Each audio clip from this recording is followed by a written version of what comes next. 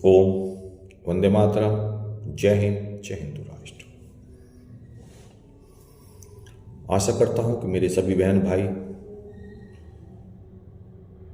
जो धार्मिक हैं,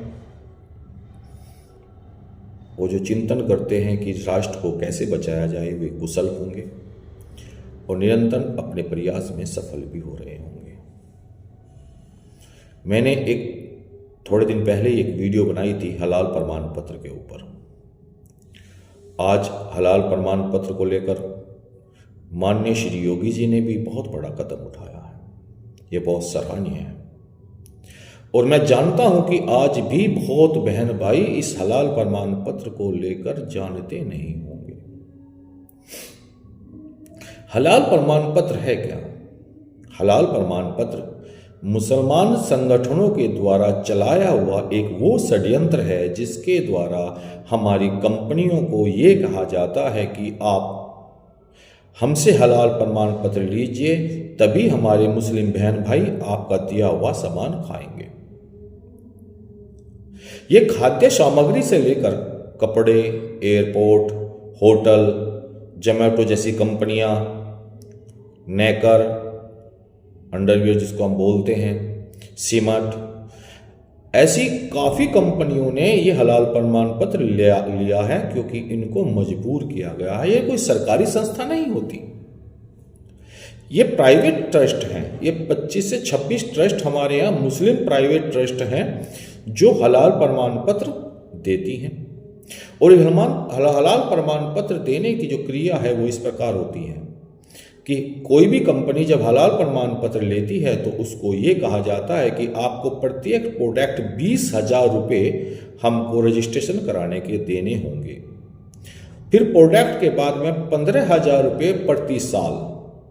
उसके बाद में इस प्रमाण पत्र को रिन्यूअल कराएंगे प्रति साल 15,000 रुपये। और दूसरा, आप हमारे इतने प्रतिशत लोगों को, मुसलमान लोगों को अपनी कंपनी में नौकरी देंगे और एक हमारे मौलवी को नौकरी देंगे जो आएगा, रहेगा और हमारे द्वारा मुसलमान की जो आयतें होती हैं उनको आयत पढ़कर उस पर फूंक मारेगा, थूकेगा, उसको हलाल करेगा और वो हलाल हो जाएगी तो हम खाएंगे। हम अपने मुस्लिम लोगों को कहेंगे कि ये हलाल है।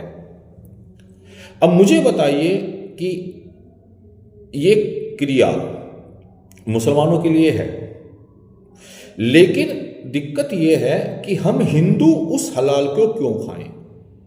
मांस की बात थी। प्रथम जो कार्य शुरू हुआ था ये मांस पे हुआ था। मांस खाने वाले लोग जो हिंदू थे या मुसलमान थे, दोनों ही थे, तो मुसलमान कहते थे जी हम हलाल का मांस खाएंगे क्योंकि हमारे यहाँ हलाल का मांस जायज़ है, हम झटके का मांस नहीं खा सकते, हमारे लिए नाजायज़ है। तो हमारी सरकारों ने, हमारे लोगों ने बड़ा दिल रखते हुए ये कहा कि ठीक है, आप हलाल का मांस खा लीजिए और अपना जो झटके का खाना चाहेगा वो झटके का खा लेगा। ये मांस से शुरुआत होने के बाद में धीरे धीरे ये अनेक संस्थाएं बनती चली गई और प्राइवेट ट्रस्ट इसको प्रमाणित करने के लिए खोल दी गई। आज 26 से 27 ट्रस्ट ऐसी हैं जो हलाल प्रमाण पत्र कंपनियों को देती हैं और 138 कंपनियों से ज़्यादा कंपनियां हैं जो हलाल प्रमाण पत्र ले रखी है। उनमें हल्दीराम भी है, यहां तक कि पतंजलि का नाम भी हलाल प्रमाण पत्र में आता है। जोमैटो है, कई होटल हैं, हॉस्पिटल्स हैं। ये पैसा जो खरबों रुपए इकट्ठा होता है इस हलाल प्रमाण पत्र के द्वारा, वो पैसा जाता कहां है? वो पैसा जाता है उन मुसलमान लोगों के कार्यों के लिए जो देश विरोधी कार्य करते हैं, उन मुसलमान संगठनों के लिए जो हमारी संस्कृति के विरुद्ध कार्य करते हैं। अगर आपने देखा होगा, याद भी हो आपको, एक बार इंदौर में एक चूड़ी बेचने वाले ने एक महिला के साथ, लड़की के साथ बलात्कार का प्रयास किया था, वो पकड़ा गया था। तो उसका मुकदमा लड़ने के लिए दिल्ली से एक वकील किया गया जिसकी फीस 1 लाख रुपए करीब रोज थी। एक चूड़ी बेचने के वाले के पास इतना पैसा कहां से आया? कसाब का मुकदमा लड़ने के लिए करोड़ों रुपए खर्च हुए, कहां से आया? आपके तिवारी जी की हत्या हुई थी लखनऊ में, उसके मुकदमे को लड़ने के लिए करोड़ों रुपए खर्च हुए, कहां से आया? ऐसे अनेकों मुस्लिम लोग जो हिंदू की हत्या करने के बाद पकड़े जाते हैं वे आतंकवादी हैं, और उन आतंकवादियों का मुकदमा लड़ने के लिए जो पैसा खर्च होता है वो हलाल प्रमाण पत्र द्वारा इकट्ठा हुआ पैसा है। आज हमास जैसे संगठनों को जो पैसा दिया जाता है वो भारत के द्वारा या भारत से बाहर विदेशों में जो हलाल प्रमाण पत्र देने वाली प्राइवेट संस्थाएं हैं उनके द्वारा वो पैसा इन आतंकवादी संगठनों को दिया जाता है, क्योंकि ये मिलियन रुपए होते हैं। ये कोई 1000-2000 नहीं है, कहीं कहीं 1000 करोड़ रुपए का एक फंडिंग हो जाता है। और ये पैसा है किसका? ये पैसा हमारा है। और हम लोग मुसलमानों के द्वारा थूकी हुई चीजें, अर्थात उनकी कुरान या उनकी ऐसा की हुई चीजें, आपने देखा होगा अनेक वीडियो आती हैं मुसलमानों की जिसमें मुसलमान थूक रहे हैं, फूंक मार रहे हैं। ऐसे ही हलाल किए हुए माल को खाने के लिए हम लोग तत्पर हैं। और हमारे हिंदू कंपनियां हैं, हल्दीराम कोई मुसलमान कंपनी नहीं, हिंदू है। और इसकी शुरुआत करने वाला हिमालय एक मुसलमान कंपनी है। हिमालय बहुत बड़ा फंडिंग देता है मुसलमान संगठनों को, और ये मुस्लिम पैसा इकट्ठा कर हमारे ही विरुद्ध लगा रहे हैं।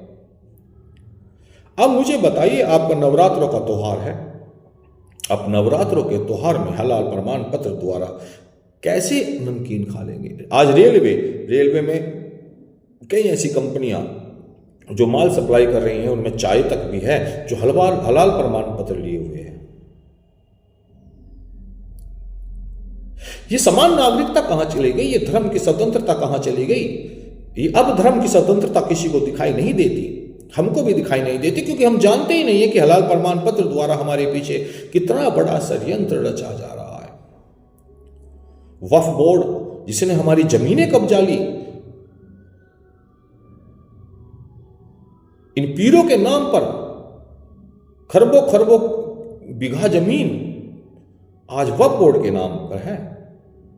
हलाल प्रमाण पत्र के नाम पर हम हिंदुओं की आस्था के साथ साथ हमारी आर्थिक स्थिति को भी तोड़ने का प्रयत्न किया जा रहा है, और हम हिंदू चुप हैं, कदाचित चुप हैं, क्योंकि हमने अपनी नाक और कान और मुंह बंद किए हुए हैं। हम बंदर बैठे हैं, हम गांधी जी के 3 बंदर बने हुए बैठे हैं, और तीनों बंदरों का गुण हमने अपने अंदर धारण कर लिया है। बुरा मत देखो, बुरा मत सुनो, बुरा मत बोलो। अगर मैं बुरा नहीं देखूंगा तो मैं अपनी रक्षा कैसे करूंगा? अगर सामने से कोई हथियार लेकर आ रहा है या मेरे खाने में जहर मिला रहा है, उसको मैं देखूंगा नहीं तो मैं बचूंगा कैसे? अगर मैं विरोध नहीं करूंगा तो मैं बचूंगा कैसे? अगर मैं सुनूंगा नहीं तो अपने खिलाफ हो रहे षड्यंत्र को पहचानूंगा कैसे? और ये दिक्कत हमारे साथ इसलिए भी है क्योंकि हमारे धर्म गुरु भी कथाओं के द्वारा हमको रासलीला सिखाते आ रहे हैं। हमको तथ्यपूर्ण बातें कोई बताता ही नहीं। धर्म वीरता को प्रमाणित करने के लिए था, धर्म रक्षा के लिए है।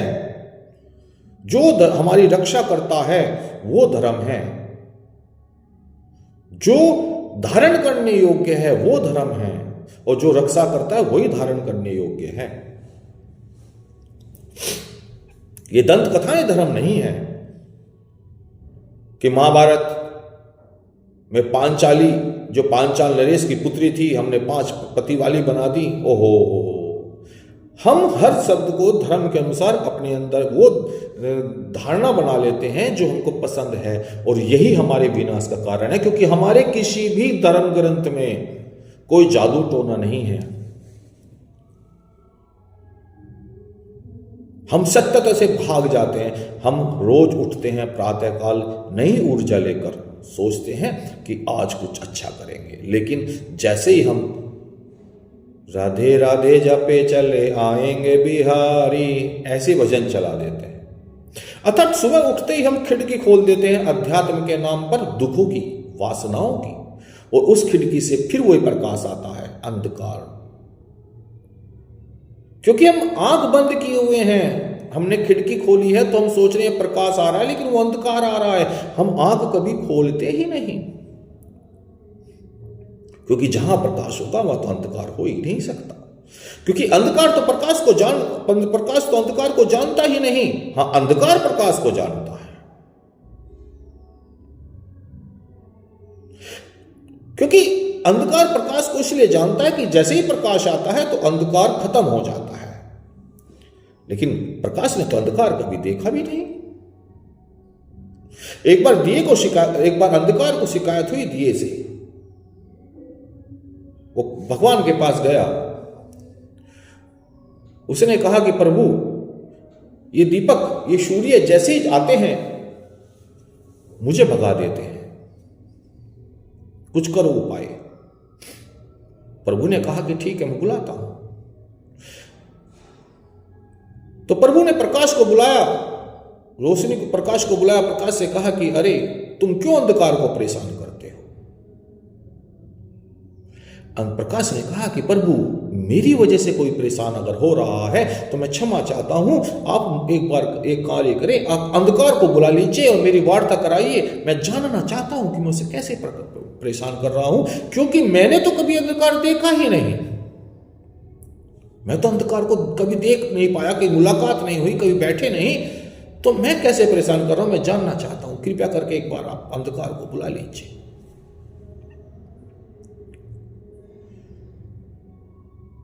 कभी अंधकार प्रकाश के सामने आता ही नहीं, क्योंकि प्रकाश जहां है वहां अंधकार कभी नहीं होगा। और अंधकार में जीने वाला व्यक्ति, एक अंधा एक कमरे में रहता है, वो घड़ी देखता है, सो रहा था, घड़ी देखता है कि ओह 8 बज गए, 7 बज गए, सूर्य निकल आया। और वो खिड़की खोलता है, उससे पूछते हैं क्या हुआ, क्या लगा? अच्छा, गर्मी महसूस हो रही है, सूर्य निकल आया, प्रकाश हो गया। क्या उसने प्रकाश देखा है? नहीं देखा, उसी कल्पनाओं में प्रकाश है। इसी प्रकार दत्त कथाओं में जीने वाला धार्मिक व्यक्ति धार्मिक नहीं है, वो अंधकार में ही है, लेकिन खिड़की खोलने के बाद भी अंधकार को वो प्रकाश मान रहा है। वो प्रकाश जो उसको अंधेरे में ही रखेगा। यही कारण है कि हम सदियों से इन गोभक्षकों से हारते हुए आ रहे हैं, क्योंकि हम खुद इनके द्वारा फैलाए हुए षड्यंत्र को समझने के लिए अपने अंदर क्षमताएं पैदा नहीं करते। अरे, क्षमताएं पैदा होती हैं ज्ञान से, और ज्ञान पैदा होता है तर्क से, और तर्क उत्पन्न होता है चिंतन से, वेद से। काश जब पहली बार ये घटना घटित हुई थी और हम अर्जुन को, कृष्ण को, राम को मानने वाले लोग उनकी तरह ही सोचते, उनकी तरह ही समझते। दुर्योधन में, रावण में, कुंभकर्ण में, शकुनी में अच्छाइयां ना ढूंढते, उनके जो अवगुण थे जिनके कारण उनको दंड मिला, उस दंड प्रणाली को ही अपने मस्तिष्क में रखते, तो मुसलमान कभी भी हम पर हावी नहीं हो सकते थे। किंतु दया के नाम पर जो हम बंदर बने बैठे हैं, कबूतर बने बैठे हैं, इसकी वजह से ही हमारा विनाश हुआ। और यही है हलाल प्रमाण पत्र का परिणाम, जो आज हम नपुंसक बनते जा रहे हैं। उनके थूका हुआ खा रहे हैं हम लोग। हम जानते भी नहीं कि हलाल प्रमाण पत्र खरबों रुपए की प्रॉपर्टी, खरबों रुपए का फंडिंग महीने में इकट्ठा कर रहा है। मैं बहुत बहुत धन्यवाद देता हूं योगी जी को कि उन्होंने ये कार्य चलाया। हमारे हरिद्वार के श्रीवास्तव वकील साहब सालों से इस कार्य पर लगे हैं, अनेकों लोग लगे हुए हैं। हम भी बहुत दिनों से इस कार्य के लिए प्रयत्न कर रहे हैं, आप लोगों को जागरूक करने के लिए। कि मैं अब भी आपसे कहता हूं कि हे आर्य वीरों, हे हिंदुस्तानियों, हे हिंदुओं, जाग जाओ, मुसलमानों का थूका मत खाओ। ये हलाल प्रमाण पत्र मात्र हलाल प्रमाण पत्र मुसलमानों के लिए नहीं है, ये हिंदुओं के विनाश के लिए है।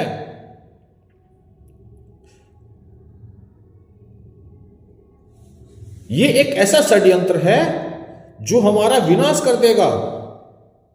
तो इसलिए अगर मुसलमान हलाल प्रमाण पत्र की मांग करता है तो आप शुद्धिकरण समान की मांग करें।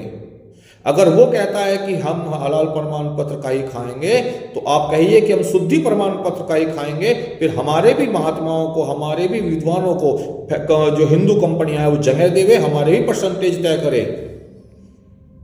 चाहे सम्मान आ जाए, अगर सम्मान नहीं आता तो अपने अधिकारियों के लिए आवाज उठाए। क्योंकि एक ऐसा युद्ध जो हमने निमंत्रण देकर नहीं बुलाया, दस्तक देकर हमारे दरवाजे पर खड़ा और खटखट कर रहा है, चाहे तो लड़ो या मर जाओ, लेकिन अपना को समर्पित मत करो। अगर आपने समर्पित कर दिया तो 2 दिनार जो पहले बिकती थी वे 2000 रुपए बिकेंगी। दिनार अब नहीं चलते ना भैया, तो 2000 में बिकेंगी। आप समझ रहे होंगे मैं क्या कहना चाह रहा हूं। क्योंकि इनके यहां काफिरों को कत्ल करने के बाद उनकी लड़कियों को और उनके जो नाबालिग बच्चे हैं उनको गुलाम बनाने की प्रथा है, लोंडी बनाने की प्रथा है। तो हे हिंदुओं, अगर आप अपने वंश को बचाना चाहते हो, अपनी संस्कृति को बचाना चाहते हो, तो मुसलमानों द्वारा चलाए हुए इन षड्यंत्रों को, हलाल प्रमाण पत्र, वक्फ बोर्ड जैसे संगठनों को जड़ से उखाड़ फेंके, अपने अधिकारों को पहचाने, अन्यथा गुलाम हो जाओगे, मर जाओगे। क्योंकि इस्लाम कोई धर्म नहीं, एक मजहब है, और एक ऐसा मजहब जो मात्र पूरे विश्व में आतंक दे सकता है, शांति नहीं। जो ये कहता है कि इस्लाम पीसफुल धर्म है, तो वो मूर्ख है। वो कुरान की किसी भी आयत से उसको पीसफुल साबित कर दे तो ये बहुत बड़ी बात होगी। इस्लाम कभी भी पीसफुल था ही नहीं।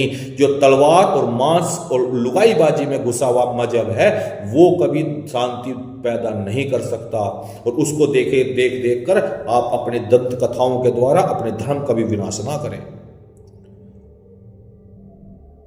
तो जागो और अपने शक्तियों को पहचाने, अपने धर्म ग्रंथों को सही अर्थ में पढ़ें, वीर बने, नपुंसक नहीं।